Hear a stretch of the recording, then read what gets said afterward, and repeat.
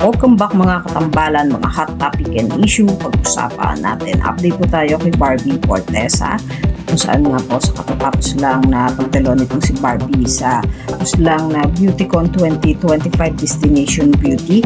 Ngayon naman po ay si Barbie ay nasa Cebu para nga po sa Kapuso Mall Show at kasama nga po ni Barbie ang cast ng Beauty Empire.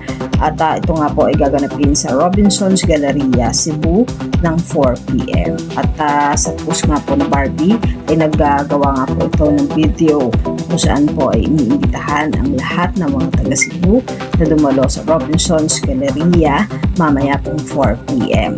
At makikita naman po na dumating na nga sa Mactan Port itong si Barbie kasama nga po si Sam Concepcion. Nakikita rin na naglalakad itong si Barbie sa airport na kung saan nga po ay napakasimple at nakasilis pa nga po itong si Barbie. Nakikita naman ang pagkasimple itong si Barbie Fortesa habang naglalakad nga po sa airport at kasabay nga po itong si Sam Concepcion. Samantalang sa September 11 naman po ay ipapalabas na nga po ang Kontrabida Academy na pagbibidahan nila ni Miss Eugene Domingo.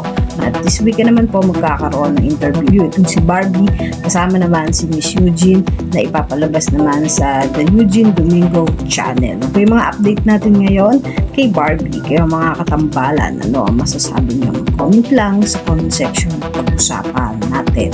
Yan ang mga hot topic and issue dito lamang sa Tambalang JK.